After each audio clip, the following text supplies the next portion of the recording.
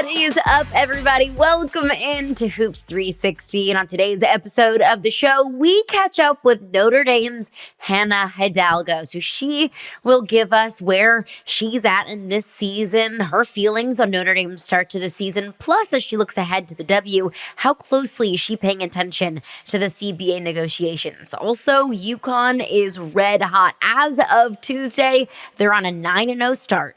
Can they continue a flawless season? Last but not least, Cass will tell us about her conversation with Tamika Tremalio and her experience with developing CBAs across the professional sports landscapes. Remember to send us any questions that you have, anything that you want us to discuss. Questions, comments, concerns, rebuttals to some of the conversations or takes that we might have. Send them in. Hoops360 at yahoosports.com. Again, that is Hoops360 at yahoosports.com. We've got a chock full episode, so let's get right into it. We start off today's show with an awesome guest. If you're paying attention to women's college basketball, you're hearing her name absolutely everywhere. Notre Dame guard Hannah Hidalgo. She's averaging 26 points, 5 rebounds, and 6 assists a game. So we welcome her into the show. You know her, you love her, you have seen her all over SportsCenter top 10s and on highlight reels. Notre Dame's Hannah Hidalgo. Hannah, appreciate you for being here. You are the only starter returning on your team. You are one of 3 players returning on this roster. What did you guys do this past offseason to build that chemistry and get you to where you are now? Yeah, I think a lot of team bonding. We wanted to make sure that we were a team that was connected off the court. When we're connected off the court, it makes you play so much harder for the people on the court that you're playing with. And so we were very intentional with either going out to lunch or dinner with each other or just hanging out with each other, doing Bible studies together and just making sure we were building that connection because we had a completely different team. Like you said, three returners. So we just made sure that we spent time together and built a family. As the upperclassmen returning, is there anything you and Neil Ivy spoke about or worked on in the off season about taking a leadership role and what you could do to do all the things you just talked about and build that chemistry? Yeah, me and Coach Ivy have been talking since my freshman year just about, my leadership skills. And I think I've really grown, from my freshman year until now. I've been led, under different people. And now I've learned how I wanted to kind of lead my teammates. And of course, knowing the culture here at Notre Dame and, the 3 core returning, me, Cass, and KK, we knew what we wanted the culture to be. And we made sure that we were player led, most importantly. And we were very intentional with doing that and setting the foundation of this is what Notre Dame basketball is. And for all the newcomers, yes, bring your cultures and, what you experience from your schools, but we're going to work hard here. What is the culture at Notre Dame? Oh, yeah, hard work and selflessness, I think, is the biggest thing. I think another thing is love. Like I said, we love each other. We'll do anything for each other. We love being around each other. And, when you play for a family, it's just a different feeling. Winning together feels differently. It's very selfless, and we don't really just care for ourselves, but we care for the person next to us. There's so many options available now to players, and you had mentioned transfers coming in. The transfer portal is huge. It begs the question of anyone, why did you decide to stay at Notre Dame? Yeah, I think for me, the biggest thing was I didn't feel like the Lord was calling me to get up and leave. Um, I love being with the people that I'm around today. And I trust Coach Ivy. She's done a lot and she's still doing a lot. And, I trust what she's doing and what she's building. And on top of that, I'm super excited for all the newcomers we have coming in next year, all our freshmen and, prayerfully because we get out of the portal. But, I'm super excited. But I think the biggest thing was I felt the Lord was telling me to stay. Olivia Miles entered the transfer portal. Sonia Citron just wrapped up her first season in the W. Did you feel a certain amount of pressure being the lone starter returning this year? No, not at all, honestly. I feel like for me, I try to take my first 2 years to really prove myself skill wise. I think I was able to do that. Thank God, my first 2 years. I think this year was really just about personal growth and a lot of character growth, growing as a leader, growing as a person.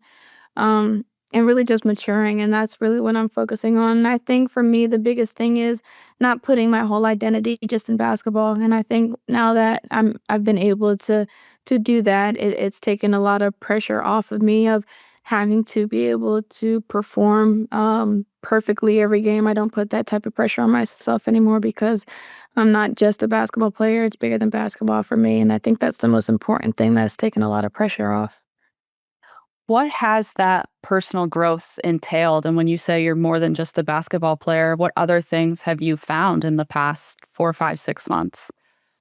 I think for me, just one, building my relationship with Christ is really my foundation. And when I'm able to root myself in that, it takes a lot of the attention, off of basketball. Now, don't get me wrong, I'm a hooper, day in and day out, and I'm gonna want to win always. Um, but again, I think the biggest thing as an athlete is who you are outside of your sport, and that's it's still kind of what I'm trying to find, and still what I'm looking for. But I've been able to figure out and make, like, when I lose a game, not talking to people for like 3 4 days until I play again, and that's just an area that I've been able to grow in a lot. Looking at your schedule so far, I mean, upcoming, of course, it's a grind. It's already been a grind. You go from having kind of a gut punch kind of loss against Michigan to turning around and beating a top 15 team in USC. You're learning a lot at this point in the season. There's a lot of basketball left to be played, but from going from the highest of highs to points where you feel like, man, like this is rough. We've got a lot to work on. What have you taken away from the first few months of the season that'll catapult you forward? Yeah, I think, for one, knowing that my teammates respond well to, situations like that, with tough situations, we didn't disconnect, and in those moments we were able to rally together and figure out what we need to correct, and we've been able to fine tune a lot of things. There's still a lot of things that, of course, we need to work on, and we're not the perfect team by all means. Um, but I'm super excited for the growth that we're gonna go through, and I'm super excited to do it with these teammates, with these coaches that we have here today. I wouldn't want to do it with anyone else. So seeing those losses and going through, they're really detrimental, and they're nothing that I've ever gone through before. But I really think that this year will be a year of growth for me, and the Lord is really gonna work on my character this season. In terms of the skill wise, I mean, you're a tenacious defender. You can pick a pocket almost like no other, the go-to scorer. Is there a conscious balance between those two sides that you have to keep in mind as you're playing throughout a game in terms of maybe just even energy or something else? Yeah, of course. I think balancing both is very important. I think for me, I try to take pride more in defense first, because if we're not able to get stops, I think our bread and butter is running in transition. I think we play our best when we're able to get stops and run in transition. And if we're not doing that, then you can tell our offense is not going to be flowing as well. So, I try and be as tenacious as possible on the defensive end where we're able to get stops and make the other team turn the ball over so that we're able to run in transition. They really go hand in hand. I bet that is music to Coach Neil Ivy's ears. Defense first. She loves to hear it. And of course, all 10 toes are right now in South Bend, Indiana. But of course, you're looking ahead to your future. You are one of 13 players to sign an NIL deal with Unrivaled this summer as part of their Future of Unrivaled class. What about Unrivaled and Future of Unrivaled made you want to sign with them? Yeah, well, I got their search on right now, actually. Let's But go. yeah, I just love kind of what they're doing, for the younger generation, to just be able to, you know, take us, collegiate athletes, and take us and to put us in the space where, a lot of the WNBA players that went and they played, they treated us with, a whole bunch of respect and, kindness. But, I love what they've been doing for the younger generation. They're really trying to promote us. And so I really appreciate that. I love what they're doing for the women's game too, how they promote, all of the players that play in Unrivaled. And I think they really take care of them too. So, I'm excited for what the future is at Unrivaled. Knowing that you do want to take the next step and play in Unrivaled and play in the WNBA, are you paying attention at all to collective bargaining negotiations, knowing that could be a deal that you're playing underneath? No, that's not really something that, I focus on. Like you said, I'm 10 toes where my feet are at right now. And so I'm present in the moment right now. But again, I'm super excited for what the future is at the W. Yeah, exciting things to come for you, exciting things to come for your team, Notre Dame as well. Team USA, you are coming off of winning golds at the FIBA Cup this past summer. You played under Coach Carol Lawson, which of course is going to be a coach and a team that you become very familiar with this upcoming season as you take on Duke in, gosh, less than a month.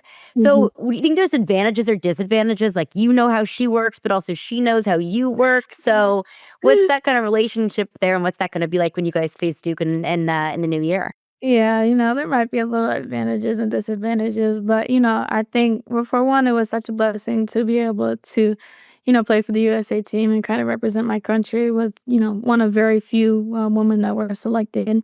And then to win gold, obviously, of course, is the icing on the cake. But, Kara, she's such a brilliant basketball mind, and it was super fun to play with her, especially she's defensive minded first, always. She don't care about the offense. If you get stops, then you're on the court. But it was super fun to play, with her, and I'm excited to play against them. Duke is always a fun game, whether it's here or it's at their place. So I'm super excited for that one. And then V coming from Yeah. from Duke, so that's gonna be a big one for her. So I'm super excited for how she's gonna show up. Blage had mentioned to us actually earlier this week that she also learned a lot defensively from Carol Lawson. Is there anything on that side of the ball that you took away from this summer working with her? Her mindset is a little different than Coach Abby on the defensive end. Just her defensive schemes, whether that's how to defend ball screens or how to guard one on one. She was very adamant on no baseline drives. And over here it's like don't let them go middle. So it was a little different in defensive style, but it worked at USA. So I think it was great for USA. It's not so much something that we use over here, but, when I get to the pros that are willing, then maybe something that we'll use. All right, Hannah, before we get you out of here, there's a lot of sports fans that are fully turning the page into hoop season around this time of year. So if somebody's tuning in to Notre Dame or watching you for the first time, what do you want them to take away from your game? I'm a dog. I'm gonna give it my all every time I step on the floor. Every time I step on the floor, I'm gonna try and play every game like it's my last game. And, that's kind of my mindset going into every single game because ultimately, you never know it. It could always be your last game. So I never take any game for granted. But when I'm on the floor, I'm giving you 110% energy always on the floor. I'm yelling, screaming, I'm cheering for my teammates. I'm trying to bring the energy always. And I think that's really what I bring to my team in the game. That's what we take away as well when we're watching you. Hannah Hidalgo, Notre Dame women's basketball. Hannah, thanks so much for your time and good luck with the rest of Thanks, your Hannah. season. Of course. Thank you for having me. Appreciate Hannah for coming on the show and for all of her insight and for all of her openness and willingness to have that conversation. But let's transition into the W. As we all know, the CBA negotiations are still ongoing. Cass, you have a wonderful article out on sports.yahoo.com. You sat down with Tamika Tremalio. She has a history with Deloitte. She worked with Kathy Engelbert at Deloitte. She worked with the NFLPA. She worked with the NBPA and has worked on CBA negotiations across professional sports leagues. So when you caught up with her and you talked to her about working with different players associations and negotiating different CBAs, were there certain aspects of those negotiations that really stood out to you or to Tamika and her experiences? Yeah, Tamika talked a lot about how a negotiation is a negotiation. That's the constant, right? You're always coming back to the table. One decision you make could change another decision. There's give and take. That's kind of the obvious part of a CBA negotiation.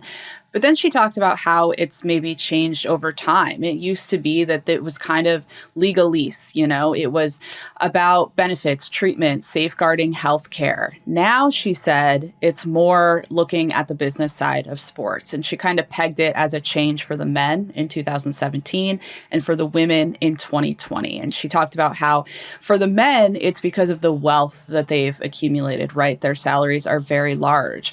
For the women, she really praised their business acumen and the NIL deals that they've been able to sign in the past few years, as well as things like marketing within the WNBA that has allowed them to make money on the side. And so now they're looking at a CBA as a business negotiation versus legal aspects of maybe what they want to keep in terms of benefits.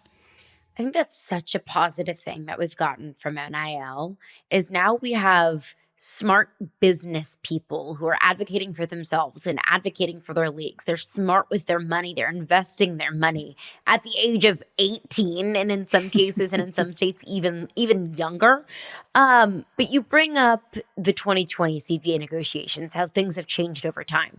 Rev share, as we know, is such a massive part of the negotiations ongoing. Why was rev share never a topic of conversation in the last negotiations? I asked this exact question, and Tamika said they were. It was a huge discussion. She helped on that 2020 negotiation.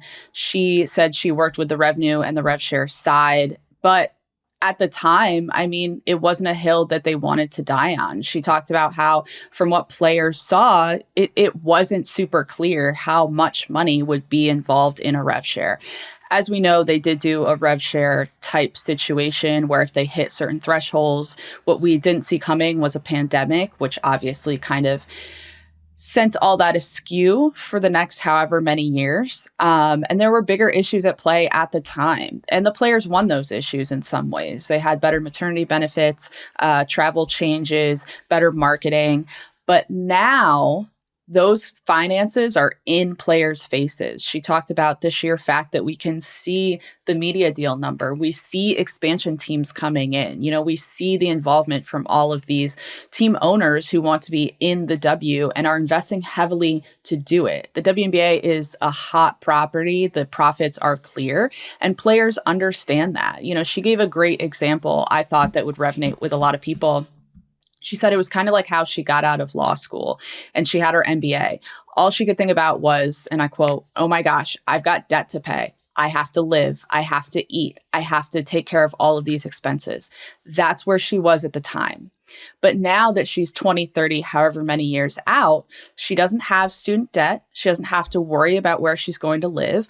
She doesn't have to worry about what she's going to eat every single meal. Now she thinks about, what does she have for the future and how is she going to get equity? And that's where the WNBA is right now.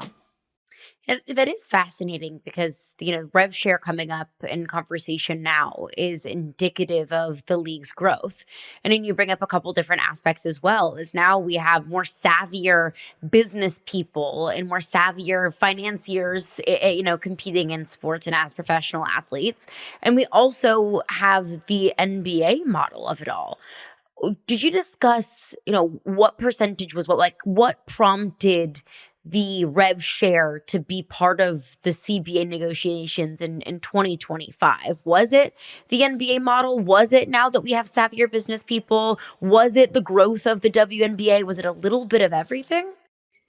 Probably a little bit of everything. You know, we didn't discuss the why of 2020. I think we kind of looked a little more towards the future. One thing when we were talking about rev share that she did bring up, and I had not heard this before, was the idea that if you're going to have rev share, there has to be an ability to audit if you're the players. The WNBA players do have this, but it is not as easy as on the NBA side. You know, she talked about how the NBA, their Players Association, has an entire audit team. There are stipulations and rules for how many teams you can audit, and they would take advantage of that. But that obviously costs money to be able to do that. And so if you're looking at it from the W side, what she said was to do that would take up maybe all of the revenue that they had. And if you're talking about auditing versus making sure that moms are taken care of and players have their money and et cetera, the answer is pretty simple. One of the things she kind of talked about moving forward for any PA was an idea of sharing the cost of an audit on both sides. And that's keeping, teams and players true. I think one of the interesting things she brought up in terms of auditing and in terms of where this money can come from is if you have an arena and there is a restaurant that is only open during game days, players should have part of the revenue of that restaurant because they are the reason that people are coming to the game and eating at that restaurant. And there are times, certainly, that an accountant on a team is maybe leaving that off. That's fascinating. And I see both sides. I see the players saying, hey, we're creating business for you. But I also see maybe the restaurant perspective is saying, hey, no, we're doing the work. We're providing the food, we're providing the service. So that's a fascinating perspective of it that I frankly haven't heard of. When you look at this story, of course, anybody who's listening, sports.yahoo.com, check it out. Cass did a wonderful job of breaking all of this down. We understand that all of these CBA talks involve, to use Tamika's word, a lot of legalese. It's overwhelming. There's a lot of different aspects here. There's a bunch of different timelines. So, Cass, I think you've done such a great job of breaking it down into layman's terms. What was something from your conversation with Tamika that you found incredibly interesting that maybe didn't quite make the story? One thing that didn't quite make the story was we just kind of talked about how do you actually get a deal done when you can be so far apart. And I'm going to quote her here. She said, I quote, "I do believe strongly that it is better to be good than to be right. And oftentimes when you find people are in dispute with each other or they just can't come to an agreement, it's because one side or the other is focused on being right and making sure that they're saying things right and getting it right, as opposed to what is the best outcome for everyone. And so my best tactic is what's for the best." So she talked about moving forward. Both sides need to be focused on how can we grow the WNBA even bigger so that literally everyone at that table can benefit. And that's how you get a deal done. That's what makes negotiations in anything, in sports, in a CBA, in life, whatever it is. Everyone, for the most part, and especially for the WNBA CBA negotiations, everybody wants what's best for the W. Everybody wants the W to experience sustained growth. Everybody wants to feel like they are getting what they deserve. Everybody wants this league to be thriving, financially healthy, and to grow even more than it already has over the last couple of years, and to exist in the next 30 to 50 to 100 years. Everybody wants that. But where it gets difficult is how you get there and making sure that the health of the league long term is maintained while also the players feel like they are getting what they deserve. Yeah, very complicated. Our word of 2025 and 9 days into 2026, we'll see how much longer, is this is all complicated. It's complicated. It's a lot. It's multifaceted. And there's no clear, definitive next step forward. And I love what Tamika said there about, look, you want to get it right. You don't want to be right. Not everybody has to be right. Not everybody is going to be right. You want to get it, the negotiations and the CBA right. Reminds me of what Ari Chambers said. You want to get it right. You don't want to get it done fast. When we talked to her about the next extension of the CBA negotiations, and agree with that entirely. The difficult thing is not everybody can agree on what is the right thing for the CBA if they can't quite look past what's best and what's right for them, or what they might feel like is right. So fascinating. Again, sports.yahoo.com. Check it out. Cass did a great job with her conversation with Tamika. All right, let's transition to a little bit of college hoops, because we'll have CBA talks to talk about all day long, probably for the next couple of weeks. I hope we don't. I hope at some point we do get a resolve, but at least for the foreseeable future, we'll have plenty CBA to talk about. Let's transition to UConn. The number one team in the country. It's almost like it's become like, oh, UConn's like the number one team in the country and they're incredibly dominant. They look like they could make another championship run. Like, oh, yawn. Because we've just gotten so accustomed to it. I don't want to overlook the greatness of what we are seeing, though, with UConn. The number one team in the country. They just recently overtook LSU for that number one spot in the net rankings. We've got Sarah Strong that's good for 18 points, 9 rebounds, and 5 assists on any given night. We've got Azzi Fudd, also 18 points, 3 rebounds, 3 assists, 2 steals. They're both shooting from more than 50% from the field, and that's just those two. Those are just the focal points of this team. Cass, UConn right now, as the time that we're recording on Tuesday, they are 9-0. They are undefeated. I don't want to get ahead of ourselves here. It is only December. Once the calendar flips to 2026, we still have a lot of basketball left to be played. Am I getting ahead of myself in saying that UConn could go the entire season undefeated? No, I don't think so, especially since this was a conversation on the first day of the year, right? So true. If you're talking about UConn, like, their non-conference is so important because the conference is just not going to challenge them the way any other conference is.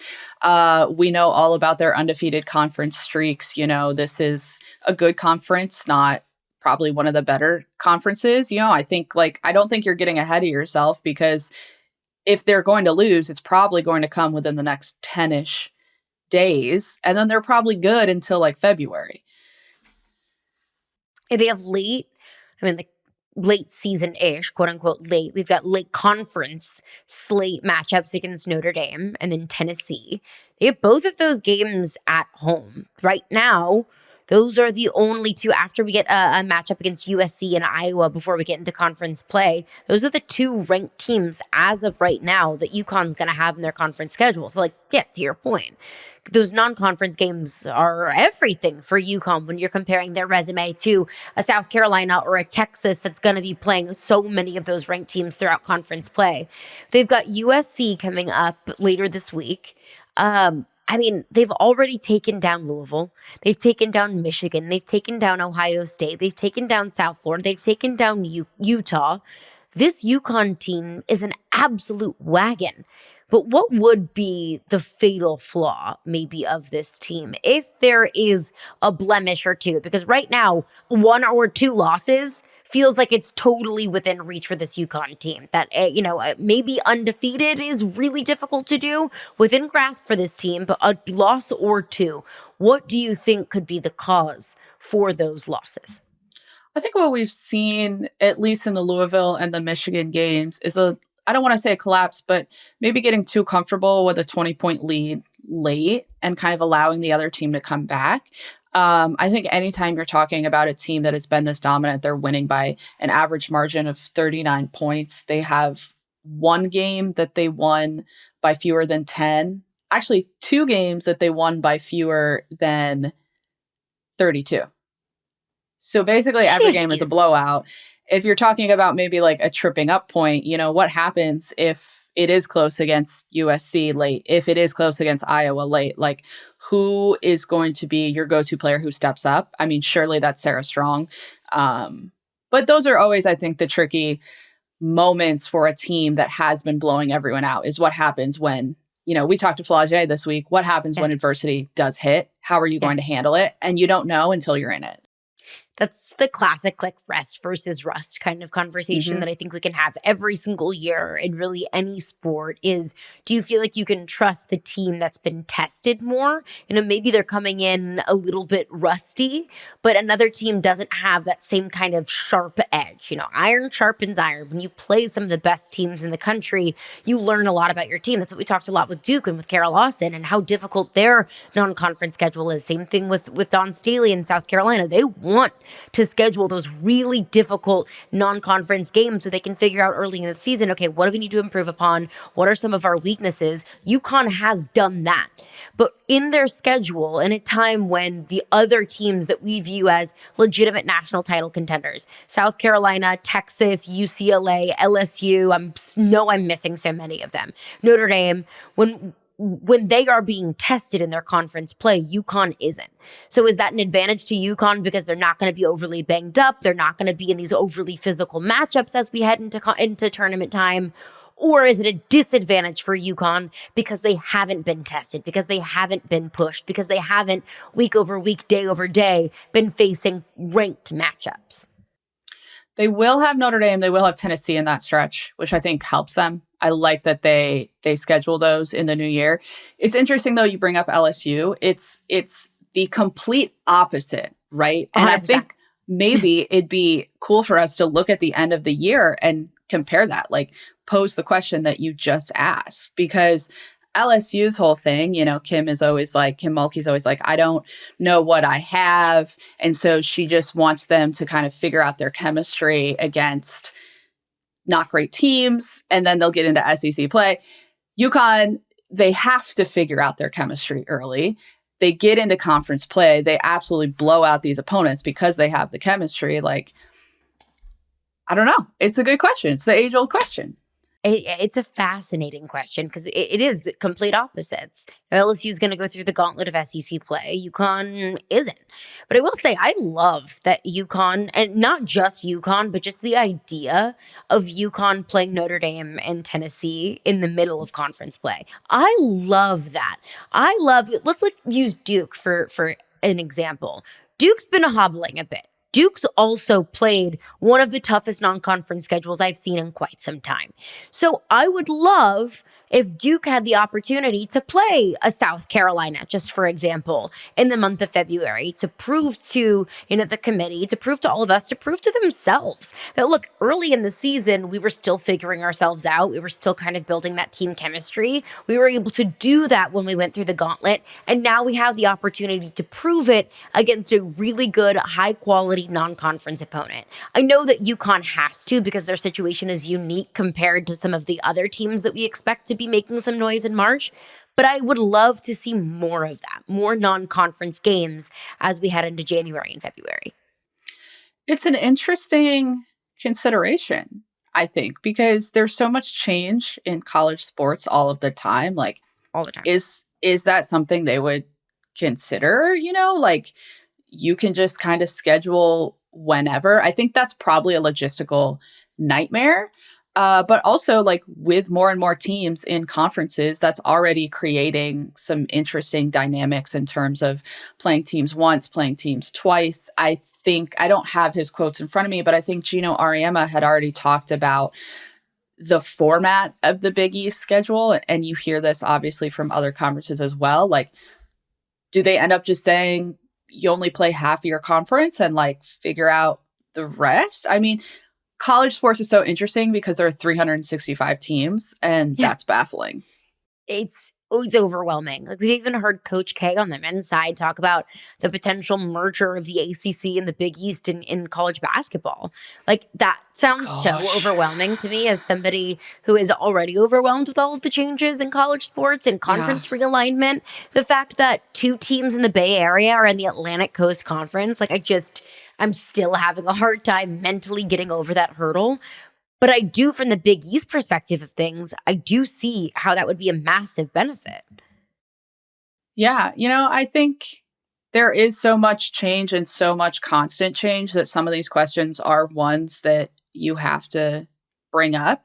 We had talked a couple weeks ago about mid-majors and how they're just poached for talent a lot of times these days. And that impacts a conference like the Big East. It impacts teams, at the bottom of the ACC. There's a great article a couple of years ago about this at Boston College. If that's the way it's going, if the influx of money is changing the game, do you take a closer look at how scheduling is done? Yeah, it'd be a fascinating case study to see. But for that, it's UConn. I mean, UConn absolutely has the opportunity to be the 11th undefeated team in women's college basketball history. 10 have done it before. 6 of them were UConn. So there you go. If 7 of 11 in history are UConn, I think that would be 0% surprising to any of us. But to your point, Cass, I mean, we were having this conversation preseason. It felt crazy then. It still feels crazy now. I do feel more confident in saying that they could do it today than we were talking about in, September and October. Yeah, games just prove that. But this will be a key 10 days for them. And then I think we'll probably have this conversation again mid-January. They've got, in that stretch of 10 days, you've got USC, you've got Iowa, 2 top 16 teams right now currently ranked in the AP poll. No Juju Watkins, obviously, but Jazzy Davidson is going to be no slouch for this UConn team. On Wednesday, we've got Iowa State. On Saturday, we've got Oklahoma State, UConn and USC. Sunday, we've got Baylor and Texas. That's going to be a huge game. Louisville and UNC as well. Which of those stand out to you, Cass? I love the state rivalries because I think it adds a little something different.